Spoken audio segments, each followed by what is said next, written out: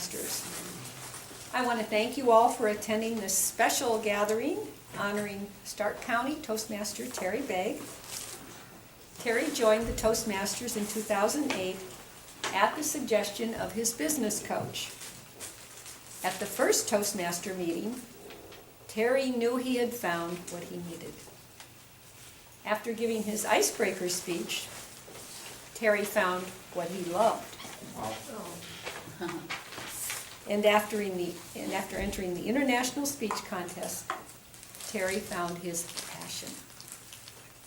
Terry has had the honor of representing District 10 in the past 2 international speech contests, and today Terry will share what it was like to travel halfway around the world and to compete at the World Championship of Public Speaking in Malaysia. So let's give a warm welcome to Terry Begue.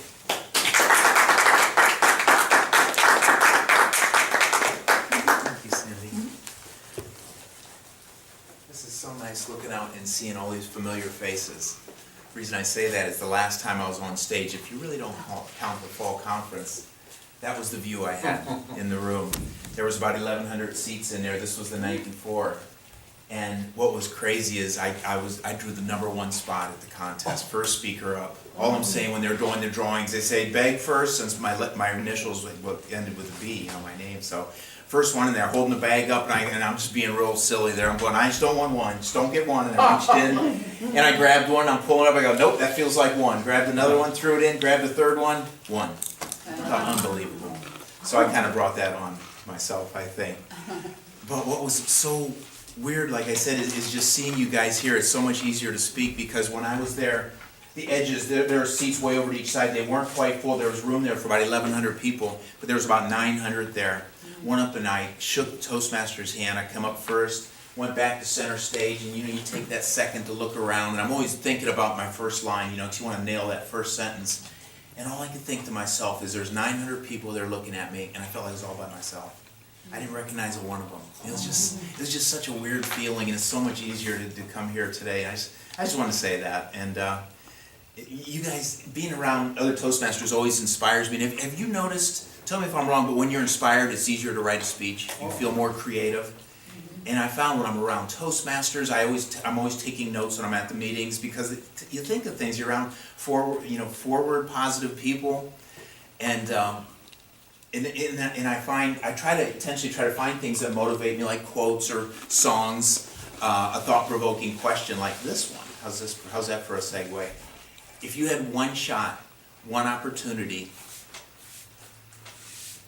to have anything you ever wanted, one moment, would you capture it or just let it slip?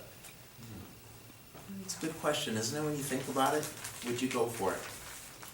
I love that question, and normally when I'm giving a speech, I try to work in a quote from somebody famous. In the past, I've used Leonardo da Vinci, and think for a second, people like Albert Einstein or even Dr. Martin Luther King, but that question was asked by Marshall Mathers, a.k.a. rap singer Eminem. Oh. I believe it to be the smartest thing maybe he ever said. But I thought it was just a great question. And since it was a Toastmasters audience, I think completely, I want to spin it a little bit and ask that question a little bit differently, kind of paraphrase it. If you had one shot or one opportunity to share a message with the world, one moment, would you capture it or just let it slip? And I used to think, and that went through my mind a lot, and I thought, I'm going to get that chance. I'm in Malaysia. That's actually going to happen for me. But what I learned there is, and what I want to talk about today is you don't have to go to I went to the second biggest stage in the world, but you don't have to go that far to share a message with the world. And that's kind of what the theme of this talk is going to be about, what I learned. I like to first, maybe go 5 or 10 or 15 minutes and go through the slides. I added a few more from what I did at the fall conference. And then maybe some Q&A if you guys have any questions. I can answer as many as I think I can for you. It was like we have time. But before we quit, I'd like to take the last 5, maybe 10 minutes to just kind of go over what I took away from Malaysia and what I really learned. And hopefully, maybe it'll help you guys a little bit too. I think as speakers, that's kind of what we want to do, make a difference some way with people, even the smallest amount. But when I got to Malaysia, I'm sorry, I should back up a little bit. Before I left, 2 weeks before I left, Maureen Zapala, I think most of you know her, she was the conference chair for the fall conference. She said, Terry, I want you to talk at the fall conference. I said, oh, Maureen, you know that I'd love to do it, I'm flattered, but that's my busy time of the year. I got no time to put a presentation together. I come back from Malaysia, I'm gonna have 100 phone calls. And she said, just talk about your trip. I said, okay, that's just like sharing a vacation. I said, all right, I can do that. So I thought, I'm gonna take tons of pictures, that way I'll have a lot to talk about. So when I left, I was kind of in a silly mood, I was by myself. This is what Malaysia looked like, but I'm getting a little bit ahead of myself. I left on Saturday afternoon from Cleveland Airport, flew to Kennedy, and from there's like a 4-hour layover. I checked my luggage at curbside check-in, walked into the terminal. Saturday afternoon, I had tons of time, and I went to the desk to check in. They said, oh no, you need to be over in the international terminal. So just go downstairs out the door, make a left, and you'll come to that building. I said, okay. I said, down there. I didn't see any signs, so I kept walking. I got towards the door, and I wasn't even sure. I'm looking around, and finally I saw another person there who was sweeping the floors or wherever. I said, do you know where the international terminal is? And they said, yeah, out that door, make a left, just keep walking, you'll see it. I go out the door, and there was like an embankment, and there was like leaves rustling around. There was nobody outside. It was like I was on a back alley. There was tumbleweed blowing through and feral dogs running. A blind man in the corner with a tin cup begging. All right, I'm getting a little carried away there. It wasn't like that. But I'll tell you, I walked and walked. Finally, I saw someone coming towards me. I said, sir, do you know where the international terminal is? He said, yeah, just go down there and go in the door. And I walked in the door, and it was like I left the country. The first thing I looked up and saw was the departure arrival sign. And the places on here, Georgetown, I thought that was over by Washington, Moscow, Tokyo. I saw it, I thought, oh my gosh, there didn't seem like there was anybody around that was speaking English. It was like a whole nother world for me. And I knew then things were going to get exciting. So I took a picture of that because I knew it would be something to talk about. And I don't get out much. I don't know about any of you. Some of you I know have flown internationally, but I didn't know there was a plane. This was Air France, the plane that went from New York to Paris. That was 10 seats wide. I didn't know there were planes that big, so I took a picture of that too. I wanted to show that. I was in a silly mood when I went to the bathroom. I took a picture there too. I saw this and it just cracked me up. I don't know. I know what it means now. I guess that falls down so you can change your baby's diapers on it. At the time I thought, do they really need to put up a sign reminding people not to flush their baby? That was what I thought about at the time. I thought, this is crazy. So I had a lot of fun on the plane, and Air France, they'd say everything in French first before they do in English. That shouldn't happen until you get halfway there, right? But it should be English first. But they give you croissants and bottles of wine, and come around and offer you a second croissant, a second bottle of wine. Cracked me up how it was really different, just being on that flight. This was the Paris terminal. I had about an 8-hour layover there, and I never seen anything like it, so I thought, wow, I got to take a picture of that. And I was there for 8 hours before I flew for 12 more hours to get to Malaysia. Yeah, I just wanted to show you that. And this is what Malaysia looked from my hotel room. I'm looking out a window there. I don't remember the order I put into these pictures, so I'm going to be kind of learning along with you guys on some of these. Every morning at our hotel they had a buffet breakfast, and what cracked me up about this is I had to wait till it got light out before I could take that guy's picture. He was the omelet chef, but they didn't give him any light down there. There were no lights on, and I asked him one day, why don't you turn a light on? Because they opened at like 6, and I would get down there at about 7. And I'd always joke with him every day about he works in the dark till like the sun comes up. Again, it's just something I thought was really funny, the way they do things. And there's like different stuff over here. There was eggs in there, but anchovies and things like that. You know, I don't know about some of that stuff.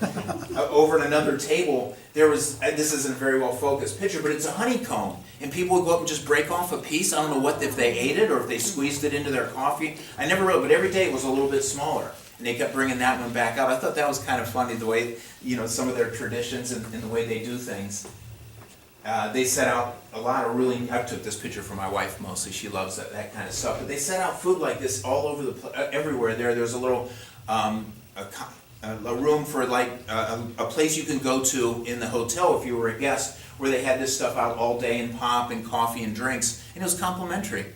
Believe it, I never really took advantage of it too much, but I did take a picture of it. I was at our hotel. Then I found some things I thought were really funny. This was at the convention center. It was about a 10-minute walk over to it, but it just said burger and noodles. And I thought that was, it struck me as funny. I went up and asked the guy, I said, when you sell a burger, do you give them the same McDonald's upsell that's the most famous upsell? I said, would you like noodles with your burger. And he didn't really understand what I meant by that, but that was all they had. I said, you don't have anything else but burgers and noodles? I said, nope. So, I don't know. I guess they make it work, I don't know. Socks were, at the mall, I finally found the mall, and this cracked me up. All they sold in there is socks. And I didn't have my wife with me, I didn't have anybody that I had to worry about embarrassing, so I was just being kind of goofy over there. I went into the counter and I asked the guy, I said, do you guys sell pants? He just looked at me like, what? So you don't sell pants in here? Because I just thought it was funny because it was socks. I didn't go into this store because I had no idea what sticky was. Anybody know what that is? I didn't know what it was or what they sold. I probably should have looked into it, but I took a picture of it.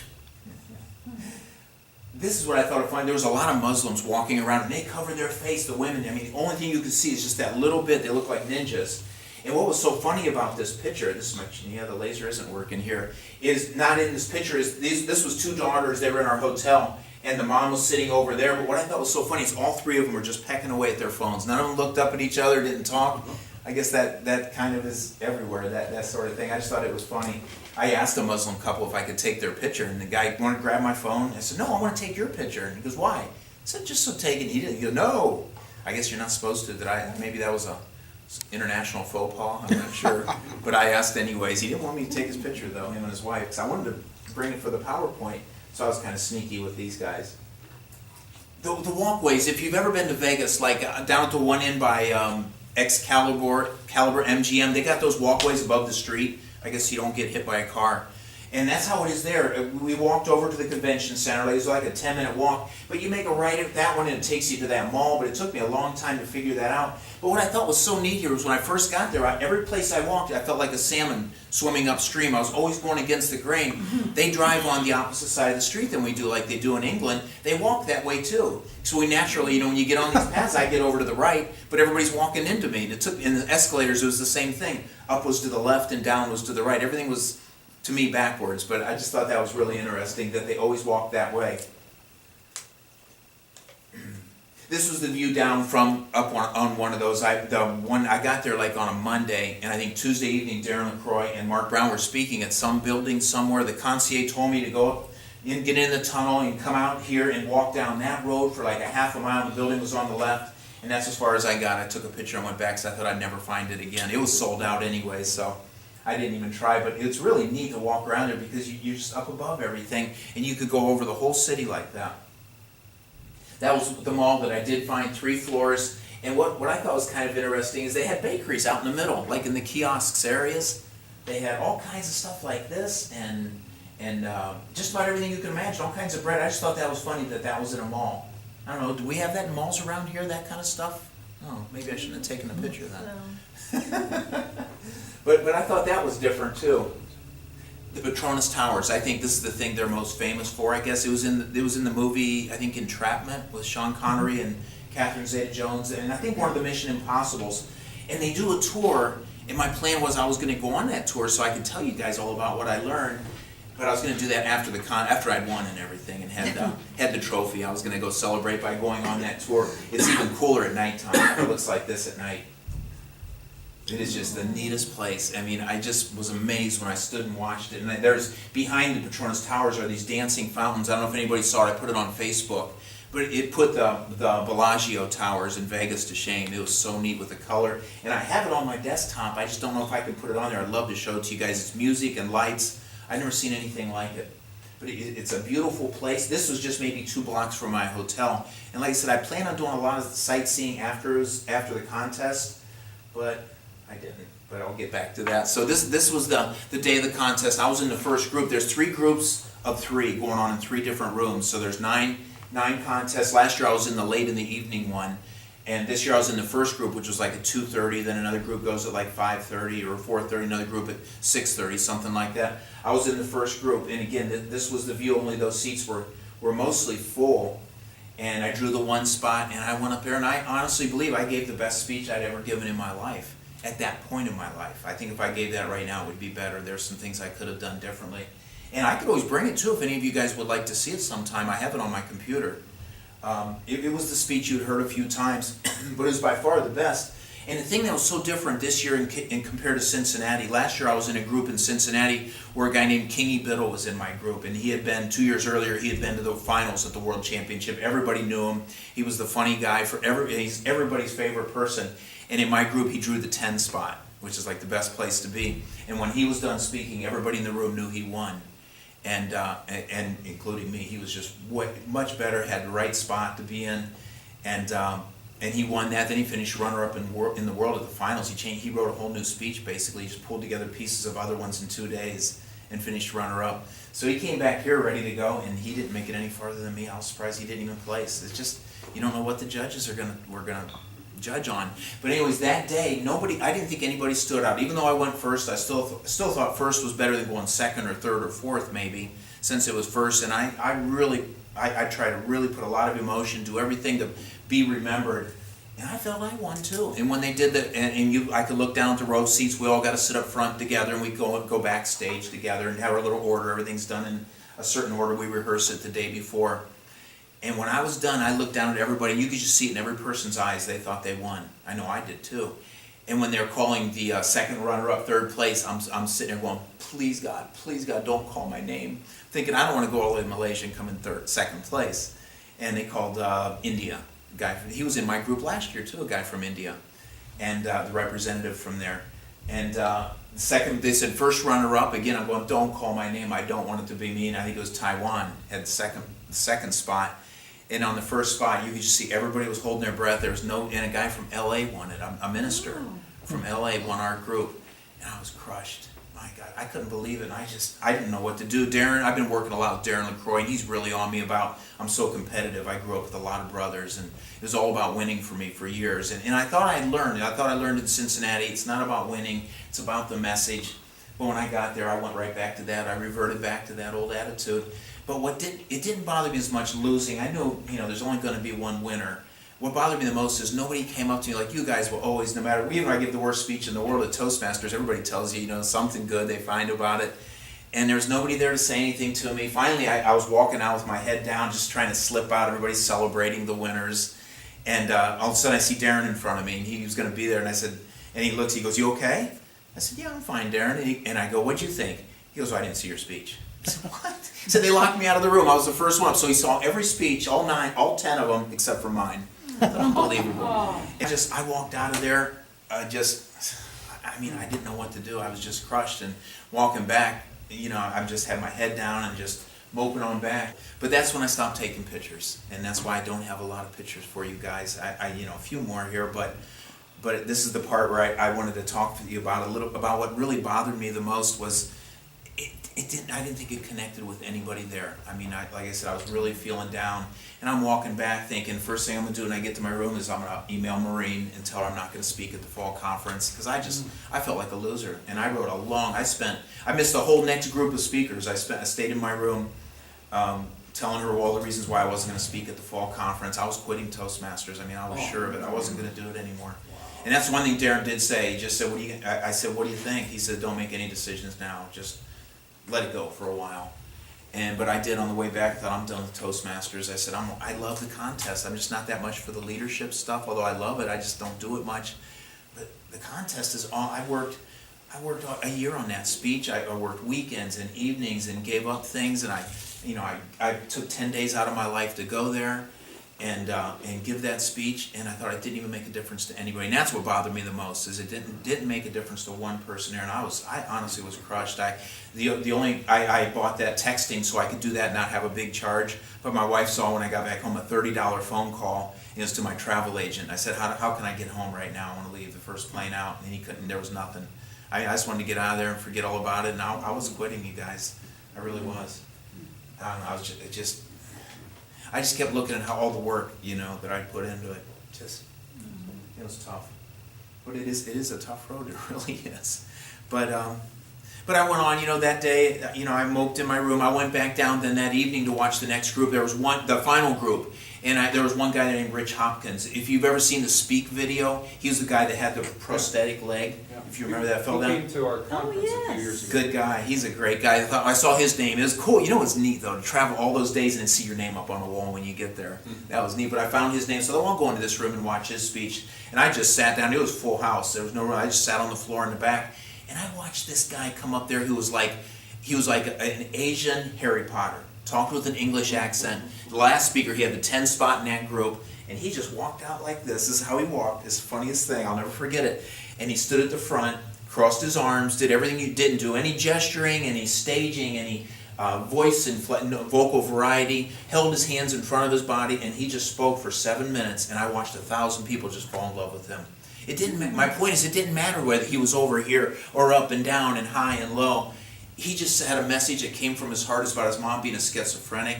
Oh my gosh, I got that speech too if you ever want to see it. He came home and his mom was there like this with blood just pouring between her fingers. She slit her own throat. Oh. And he talked about that and schizophrenia, and he learned to listen then. There was a message there, and I'm going to come back to that in a little bit, but I was just so moved by that. I got to the finals, and darn if he wasn't there, he won that group. I didn't stay long enough to see that. That's a story too. But Did he place? No, but he could have. That's a whole nother story, though. That guy's amazing. He just joined Toastmasters in the last year, too. He just got in it for the heck of it. He went there with one speech. But I'll come to that part, too, if I have time. I get running down these rabbit trails. I'll try to keep it moving as best I can. The next day, that was on Thursday. On Friday, the finals were on Saturday morning. So Friday evening, there was Mark Brown was speaking in the big room where there was 3,000 seats, a lot bigger than that one. And right after that, Rory Vagan was speaking right after that. So I'm just going to get there early. It's not like I got anything else to do. And I got there early, and there was still a lot of people in front of me because I got like 10 seats back right in front of the stage. I was in a really good spot. I'll turn this back on. And, okay.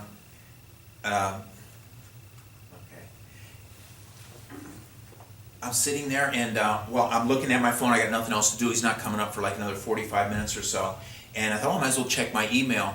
And while I'm sitting there, an email comes in right then, and it was from Rachel. I don't know her name, from Stowe Toastmasters, Pete Punwani's group. And she sent me an email just out of the blue while I was sitting there. Right while I was sitting there, it came in, and this was it. And if you don't want to read it all, you don't have to. I highlighted the important part. But what amazed me is I gave a speech a couple weeks before I left to her group. Both of my speeches, My Stupid Life, and what's the other speech? Being in the moment. The video guy. And 2 weeks later, she sent me this message, and this really meant something to me. It helps to bring awareness to it, thanks, realize the importance of an experience, and I got looking at that, and it made me feel better. And I thought, geez, will someone remember my speech from a couple weeks ago? Remember both speeches? I gave them one right after another at Stowe. And while I'm reading that email, it's the craziest thing, you guys. The lady behind me taps me on the shoulder. She goes, "Excuse me, weren't you the first speaker up yesterday in your group?" And I go, "Yeah, I was." She goes, "I just want you to know, I don't know how you didn't win. That was an incredible speech." And I felt, and she just said, it changed my life. And I know it didn't change her life, but she said, there was no speaker there like you. Your message meant so much. I said, "Thank you." I said, "I really needed that right now." While I was reading this message, that came in. And then right after that was done, people in front must have heard her talking to me, because then the lady off to the right turns around, and she says, "I was in the room too, and I don't know how you didn't at least place." She goes, "That was a great speech, a great message."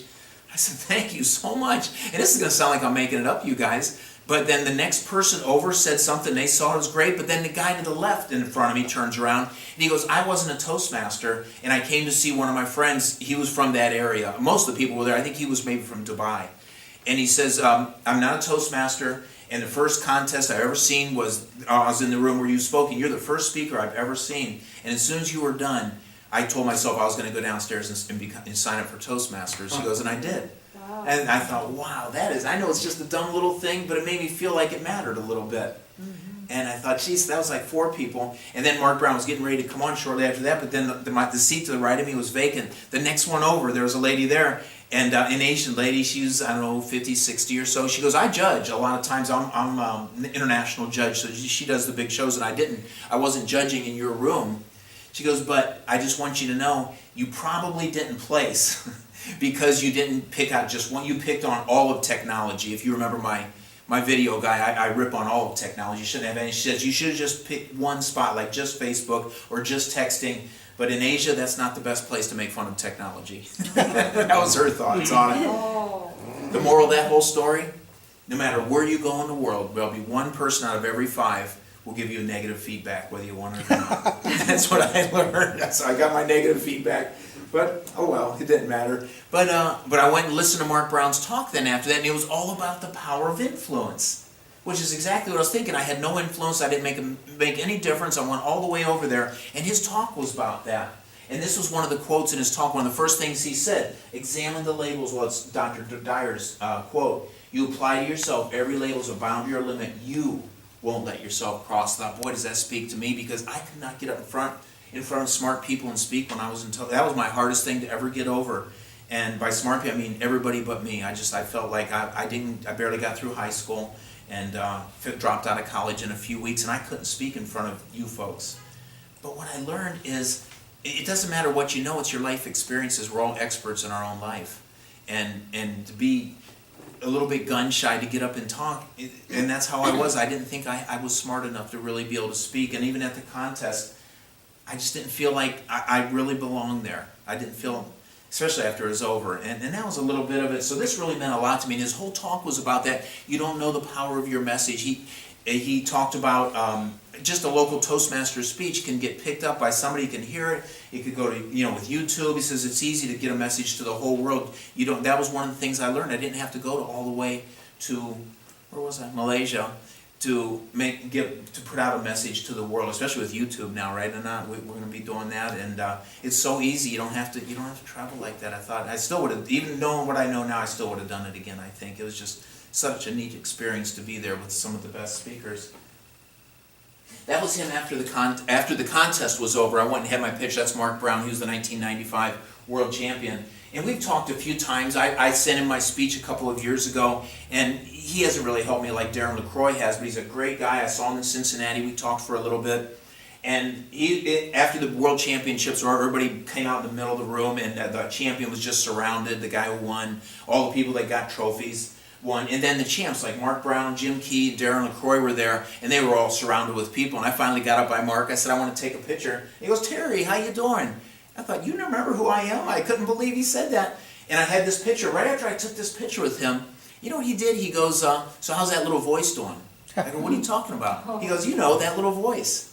I said, you remember that? That was my puppet speech from 2 years ago, and he remembered it 2 years later. And he even said he's spoken about it a little bit, about this puppet as being that little voice. Everybody talks about that voice, and I was the only one to actually do the puppet thing.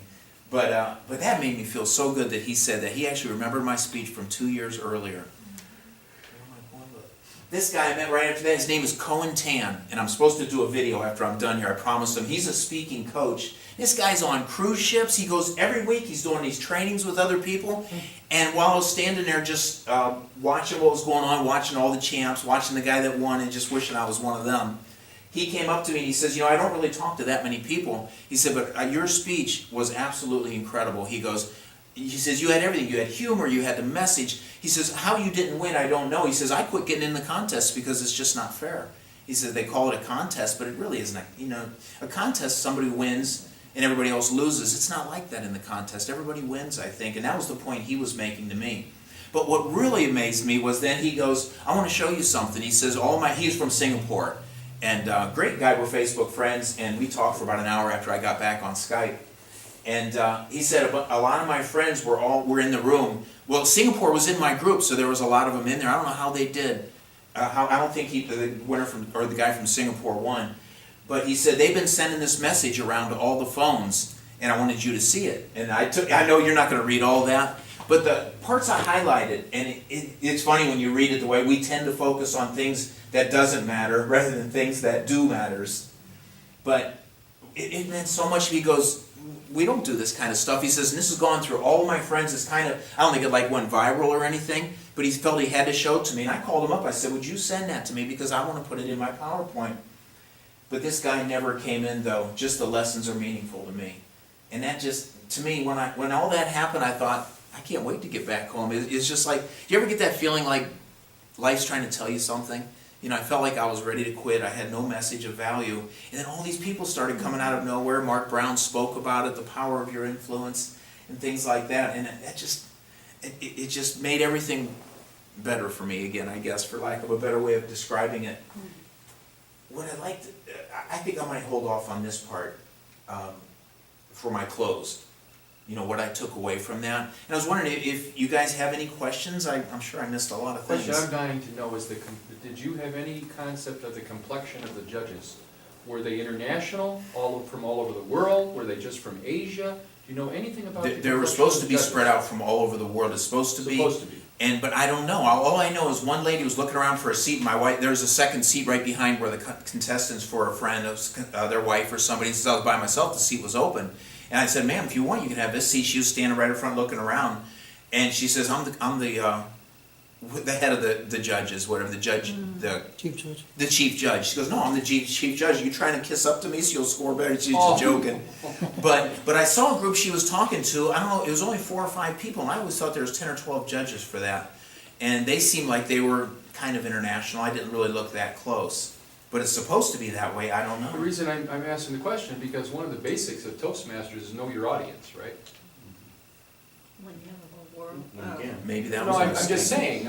just saying, know your audience. Well, if you don't know who your audience is, Yeah, how do you know if your message culturally can yeah. connect to them? So Maybe that was a mistake on my part. I'm just saying, I'm wondering, shouldn't Toastmasters International convey to the speakers who their audience is? Yeah. I mean, The only thing I've ever been told is be careful of using people around here like, I don't know, Brooks Robinson or some of the people in Europe aren't going to know who that is. You got to make sure, be careful who you talk about, like Disney World safe. But Kings Island probably wouldn't be a good idea. People wouldn't know what that was in the other part of the world. So that's all I've really known about it as far as trying to keep it pretty general in that way. But it sounded like you felt that the message didn't connect. And I was wondering, was it because of cultural factors? I thought the message did connect though. Everybody you was did? right there. Okay. I could see it in their eyes that it made Okay. a difference. You guys, I forgot to say this because I blanked it out. I saw a couple people with tears in their eyes up towards the front. That made me feel good with that speech. I don't think I did so much as I usually do. I've gotten to control that better.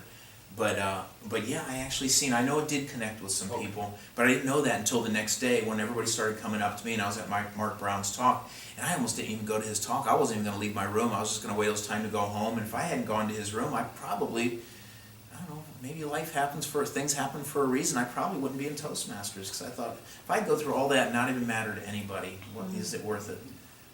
That's kind of my thinking, but it's like everybody came up to me, and it's just like, life happens for a reason. I don't know. It's kind of how I looked at it.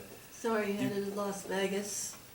I don't know. I told my wife the other day I wouldn't get in the contest this year, although I want to so bad. Darren LaCroix said, Darren, I got so many things going on. What do you think? He says, don't do any more work on a speech. Just go in with My Stupid Life speech. The second speech that I had to give there.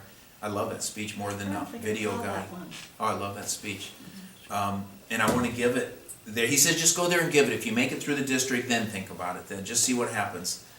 It's so hard to get through all them levels. I mean, it's to do it 3 years in a row. I don't know, but I promised my wife I wouldn't get in because what it takes. And that guy I was telling you about, Chris Wu was his name. One talked about his mom. He got up there and he talked on the finals on the big stage about getting in the contest. He said he'd never been through. You could tell he was brilliant. He was a college graduate, and with his English accent, he just sounded very intelligent. The way he talked, everything made sense. He said there's never been through anything like preparation for that contest. It's like he compared it to a worm that hollows out an apple. He says you go around and you look whole, but you're just a shell. And I knew what he meant. Because man, it's brutal what it takes to get ready for that thing. It really is a hard thing to do. And every year it's a little bit easier for me, but I don't know. I told my wife I wouldn't do it. I suffered.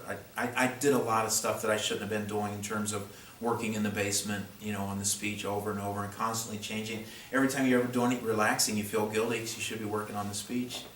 So that's kind of tough. And I don't know. I'd like to get in again, but I told her I wouldn't. I don't know. I'd love to go to Vegas. I think that would be so neat to be there.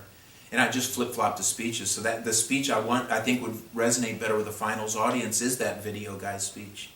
But I would change out the ending. I wouldn't go in the direction of technology in general. maybe just talk about texting a little bit more, bring it more back around to the kids and us, and the family thing of being there. So Could you explain what you're talking about, Las Vegas? Is that where the next Next contest contest is? in Yeah, Vegas, no. yeah. Ah, and you know how he said it'll never be any closer in Cincinnati? Yes. The following year, Washington, DC. Wow. That's only, what, 6 hours? I Yeah. think Cincinnati was 5, so it is gonna be close in 2 years. Oh, okay. And, man, I'd love to get back in, I don't know. It's coming up in January, Terry. I'm sorry? It's coming up in January. I know. I wanna Club be in level so contest. bad, I love the contest, and I know what it's going to take, it's just, I don't know, I promised her, unless she says she doesn't care, I don't know. But getting back to that guy, he ended up drawing the 9th, the guy that drew the 10th spot, the last speaker in his group, Chris Wu, ends up getting the 9th spot in the finals. And I didn't know he was in the finals, because like I said, I didn't stay until he walked out, and he came out again, front and center, just the way, it's exactly how he walks, put his hands like this, and for 5 minutes he talked about not having a speech, not being ready, only had one speech when he came there, and that's all he said. He said at 2 o'clock last night, 2 of my friends, my family, all came from Brunei. That's in Brunei. Mhm. That's where he's from. He's representing Brunei, which is in, I can't think of the country. Yeah. Right across from Malaysia. Malaysia. Yeah, it's, And he says, the islands. but he says, I don't want to be here, I don't have a speech. And he started out like that, but then he says, but everybody came here to see me, my friends. He says at 2 o'clock last night, my friends were still helping me put together a speech. He said by 3 o'clock I was in the bathroom crying, and he just said, guys, let's forget it, I'm just not going to be able to do it. This is what he's saying in the finals, up on the stage. And everybody still thinks he's setting up for, what it's about. And he talked about how great it is to be there with Toastmasters and what it's like. He talked about how the contest hollows you out, like I said, about like an apple. That's when he was saying that. And about 5 minutes in, I finally realized he didn't have a speech. So he gave, and he was watching for that green light to go on. He was going to stand there and talk, because he said he owed that to his people that came there from Brunei. He had to at least try. And I'll tell you what, if he'd had a few you-focused questions at the end and brought it around and had a little bit of a lesson, he would have placed. He was that good. If he gets in this year, he'll be a force, that guy. He's amazing. But I'd love for you guys to see that speech. I have that on my computer too, if you'd want to see it. It's just amazing. Until about 5 minutes in, I didn't realize, and Maureen was watching it live, you can stream it, Maureen Zapala. She said the same thing. She goes, 5 minutes in, she realized he was giving a table topics in front of 3,000 people. It was incredible. That's great. So that was really interesting. But he touched so many people by that. Everybody came up, the champs are always sit all up front. There's about 6 or 7 of them there. They gave him a standing ovation after he was done, because he had the courage to go do that and not just walk away. But I thought that was really amazing. The guy that won was from, Sri Lanka was the winner. Came out with a rose and he pulled the pebbles and threw it. It's a great speech too. I have that one too if you guys would want to see it. But it was a great message about being broken and getting back and getting his college degree and becoming a school teacher. And that's kind of my takeaway. Do you guys, I don't know, how are we doing for time? Can I answer any questions for you before? Yes, Sandy. I would like to know what you did on the long flight Home. going and coming home. that's our nemesis. On the flight going, I worked on the speech. I just looked at it in every different way, tried to look at it in different angles, although I couldn't really change anything. I thought about different places to pause. When you're that close, you really can't make that many changes. But I just stayed focused on the speech. Going home, I felt like I wasted so much time. You know what I did? I got this thing going with Sherwin-Williams. And I felt guilty, and I emailed all the people that have been waiting for me to finish up this contest. I got all these people that are helping me with this stuff, a business manager, and I said, I'm done, you guys full-time on this, I'm ready to go. And the whole way home, I wrote out a workbook for that present. I started working on a keynote to go with the selling system with Sherwin-Williams. So I tried to just put it behind me because I felt like I wasted all that time. And I didn't want to waste any more, so that whole time on the plane, I wrote out a workbook and some keynote stuff that I want to start working on for selling. And I'd love to give that speech sometime to you guys, as I work on that and make it more about everybody. But it's about, selling is not really just selling, it's just caring, making friends and things like that. Weren't you So tired? I really didn't get jet lagged. I don't know why. There or back. A little bit coming back, but I just felt bad. I missed all that. It was our busy time of the year, and the guys, they don't get near as much done. I'm not a good manager. I'm better when I'm on the job and lead through example, but no, not really. I was more just frustrated with everything, but I came back with a renewed energy. I feel like I didn't come back with the trophy, but at least what happened is what all I could really hope for. And that's what I said to Darren later too. I said, I just wanted to make a difference in, just one person's life. And it's amazing, now that gets me choked up more than anything is when I when I told that story in Cleveland at the fall conference, I kind of did stop talking for a little bit. It's hard for me to talk when I get like that. But I tell you what, it was an amazing experience. Like I said, even knowing if I could go do it again and knowing what happened would happen again, I probably would still do it. Just to be there with everybody and to be, it's like being that person to go back. I'd love to get in the contest again, but I don't know if I'm going to. Sometimes you can go on YouTube and see those, but I'm not sure how A long few they of them wait show. They say until- until you've won, you really shouldn't get on there, they say. Because once you won, you can't get in the contest anymore. And that's something I wanted to say to you guys. People always come up to me in our clubs and say, I wish you'd win one so I could get in the contest. That's crazy, I think. I learned what a good speech is, and I'd love to help you guys all. If we ever want to do any kind of a workshop as the international contest starts up, I'd love to do something with that, because I'll tell you, I've been to Darren LaCroix's twice in Vegas, I've been to Craig Valentine in Baltimore, and I got so much information on that stuff I'd love to share with you guys. You know, Darren came here and made everybody better. That's the way I look at it. I think it's just everybody gets better. Just keep raising that bar a little bit by getting better. And I think we should all work together like that. I'd love to do something like that. It's something I wanted to suggest today to you guys. If you'd be interested in that. I mean, I'm not the guy necessarily, but I'll tell you, I've learned a lot. You know, what a good speech is. And that's part of what my takeaway is for all of this. Do you want me to go ahead and get into that right now a little bit? Basically, what I learned, what Toastmasters, I can figure out how to turn this back on. What Toastmasters, and this is kind of what I was just talking about, and when I say Toastmasters too, I mean the contest. Because I've always been all about the contest. I spend more time on that than I do at Toastmasters meetings, a lot more. But what it did for me is it didn't make me, this is going to sound terrible, you guys, but Toastmasters didn't make me a better speaker, and I know I'm not the first person to say that. But it gave me the courage to stand up in front of you guys, people who I thought were all smarter than me, and get up there and talk and say what's on my mind and not feel like I'm stupid. I guess it gave me the courage to just go up there and know I have value, because we're all, as I said, experts in our own life and our own stories. And what it really takes to stand out in the contest is just having that courage to go out there and just put it out there and take the feedback and put it out there again. I'd like the 3 C's here. It gave me the confidence of knowing, like I said, it will affect people. You just don't know how or where. Most people don't get back to you. I was lucky enough that everybody started getting back to me with that, you know, Mark Brown and everything. But Toastmasters has given me courage to stand up here and confidence of knowing that what I have to say has value. As long as I stay within my little parameters, I guess, in my world, you know, what really matters for me is really, it's the same thing for everybody else, I think. And if you can articulate that, you got something. And it gave me clarity of just looking at my life, looking at what happened in my life, and use that. Those are the stories that win contests. And when I say win contests, I also mean connect with an audience, a Toastmasters audience. It's the same qualities that connect are the ones that win the contest. And it's clarity of seeing, looking back at your life and really digging deep and see what happened, and even go to the bad things. People don't really want to hear the good stories. I don't mean to say that. I don't mean that in a derogatory way. But people want to hear the bad stuff and how you overcame it and how they can overcome it too. That's it. It's just that simple. I'm not sure what I got up on here, you guys. We all have that's rather we have a message, a story that someone needs to hear, and you don't have to go to the big stage to connect with those people, I don't think, and it'll travel, you know, if your message is good. And plus, like we were saying, you got YouTube too to put stuff out there.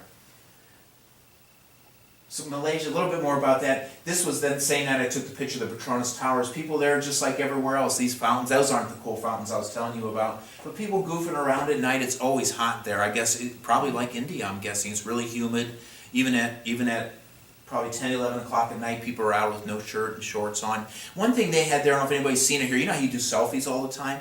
They had a bar they were selling with like a hand grip, where you can put your phone another 4 feet out and do your selfie. They were all back by those Petronas Towers. There's tons of people. I took their picture. I should have put that on here with the tower, and they got they're trying to sell them all around there. I thought that was the neatest thing. I'm not sure. Oh, this was amazing. This was outside of the Expo Center, and I have no idea what this is. This is right before I was getting ready to leave. Those are trees, I guess? Yep. Banyan tree. Banyan tree. Is that what that is? Yep. A banyan tree? Yep. I thought, oh my gosh, I gotta take that picture. All the I'm an Edge member, which is part of a little community that some of the champs have, and all the Edge members that had made, there was like 13 of them that made it to the semifinals. We all had dinner right out near this place the next night and just talked about our experience. One of those guys did make it to the finals. And then going home, you know, that's like some of the richest people and some of the poorest people in the world, right, live in Malaysia. And then going home, this was just maybe, I was in the cab, maybe 5 minutes or so out of Malaysia, it starts to drop off right away. Those cities are beautiful there, but this is what it looked like outside of the city of Malaysia. A lot. When I got back to the airport, this is a dumb thing I put in here, but I was getting ready to go home, and I made bad choices on the food I would buy because I didn't know what half it was. I got something do you like curry? Oh man, I had a curry sandwich by mistake. Really, I didn't like it, and I kept making bad choices. And I was at the airport getting ready to head home. It was like late at night. It was like a big shopping mall. It was the weirdest thing. I didn't even see like a terminal.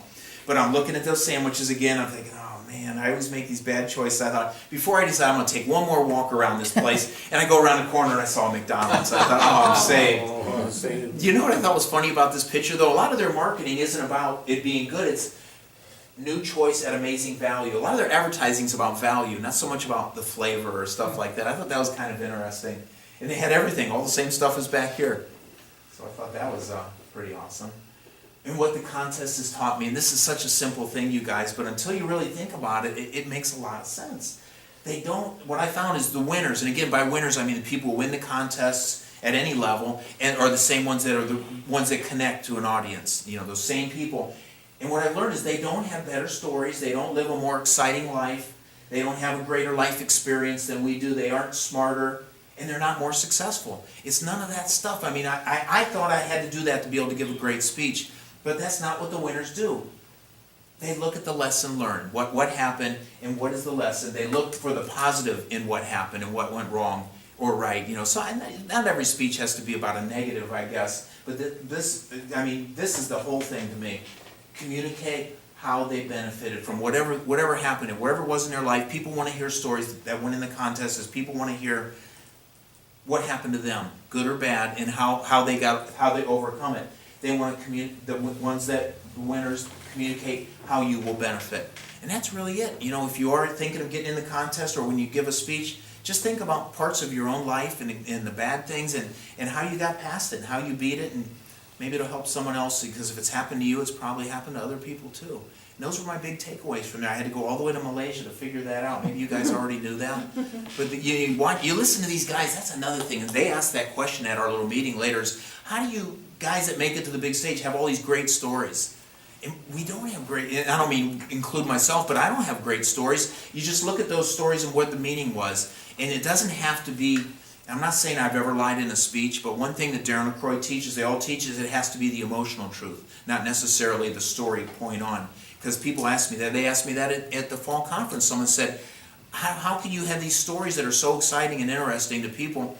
But what it is like Darren LaCroix, he tells a story about his dream. His boss offered him a job for like $100,000, I mean, big time raise. He went home and told his wife he was going to stay there, but he always wanted to be a speaker. And she said, your dreams are not for sale. And when he tells that story, it's all in maybe over a period of one evening. That went on for weeks and weeks, but you don't have time to tell all that in a 7-minute speech. So you condense, the things that happened to me at Disney World with the kids, that all didn't happen in one moment. And that's something to think about if you are ever going to get in a contest. It only needs to be the emotional truth. Some people stretch it even farther than that, but I try to keep things as close as I can. And that was my big takeaway. I mean, your stories, our own stories are great. It's just on how you look at it and how you see it and analyze it. I don't know how many more stories I got for a new speech in the contest, but I know there's more out there. And if you just look at your own life, or sometimes you could even use someone else's life as a piece of it. And like I said, I'm not sure if I even have any more slides here. That was the look out of my, where that guy was standing, that omelet chef. That was the window right behind him. It was just such a neat shot. It was raining that day. But that's all that I have on Malaysia, you guys. And it was a great trip, like I said, but what I really learned is you don't have to have an exciting life necessarily to create a great speech. It's just and then you find the humor where you can bring in the humor. That's the number one thing, I think. If you can keep people laughing at least 6 or 8 times throughout the speech, that's so important. And I think that's pretty much all that I have, unless you guys... Can I ask a question? Absolutely. Something's really puzzling me. Mm-hmm. What I'm getting out of all the things you said at the end here is the power of the emotional truth. But yet you spend hours and hours and hours practicing the delivery. I'm trying to reconcile what sells and what you spend all your time working on. I guess finding a way to say it so it makes sense and it connects, but it's funny. I know that sounds crazy, but that's probably the number one, the biggest piece is make it funny. You gotta really So find the here's humor, and what if you I'm can trying laugh to at get yourself Here's even what more. I'm trying to get at. Can you practice, is there such a thing as practicing too much? Is there such a thing as getting tired Sounding rehearsed. of practicing? No, I'm just wondering Mhm. about the drain of practice Yeah. so that you are still as passionate or as excited. I'm struggling with that. Well, maybe this would help if I said it this way. I'm not always just rehearsing. I'm always thinking about and looking at the script, how I can change it out. You know, maybe I should have come with this part first, and my daughter Whitney should have said this part that Lisa said. Again, people flip stuff around. That's not unusual in the contest, but the emotional truth was there. It was the same feelings for me. You know, some things maybe Whitney said, my daughter Whitney, that instead of my wife Lisa. But you just flip things around and you see what connects better, what feels better, what moves you through the story smoother. Alfred Hitchcock said it, Darren uses this all the time, that a movie is nothing more but real life with all the boring parts cut out. So, and people, I see people in the contest all the time, they go on down this road on a story that they could have said in 5 seconds that they spend a minute on. And that's it, you gotta just come in at the end of the story, touch on it and move on and keep the story moving. Stuff like that, I think, is where you really need to spend the time. You need to find that emotional connection with the audience, definitely, but there are ways of saying it, there's different ways of saying everything. And I just flip-flop stuff around, you try to make the most important point at the end of the sentence, rather than at the beginning of the sentence, the point you want them to remember. The biggest changes... So it sounds like the Darren LaCroix, the Maureen's, and other people you've worked with Mhm. have convinced you that I'm not saying I don't know anything about this, but what I'm hearing is they've convinced you that the practice is absolutely critical to keep practicing. In the contest, because you gotta To get memorize ready for every that word. contest. So, Yeah. so that's a given then, apparently, from all the They say top speakers. know it so well that you, not just in the contest, you need to know the speech so well, it doesn't sound rehearsed though. You can be at any part of the speech and pick right back up, and that takes a lot of rehearsal. But I suppose I spend more time looking at different ways of saying something, especially if you can find a way to bring in humor. That's always the biggest part, the biggest chunk of it, I think, is bringing the humor in. So were you adjusting your speech all the way up until like Yeah. a few days before the speech? Absolutely, I'd give it completely different now that I've seen what I did. I know I could give that speech better. The biggest changes I would make, yes, I was. Absolutely. The biggest changes I'd make now is there were key parts in there I needed to pause longer than I didn't. And I got done early again. I mean, I was practicing it in 7:20, 7:30, and I'm thinking, I can't be that close with a big audience, and I finished again. But when I'd give it in front of you guys before I left, 6:45.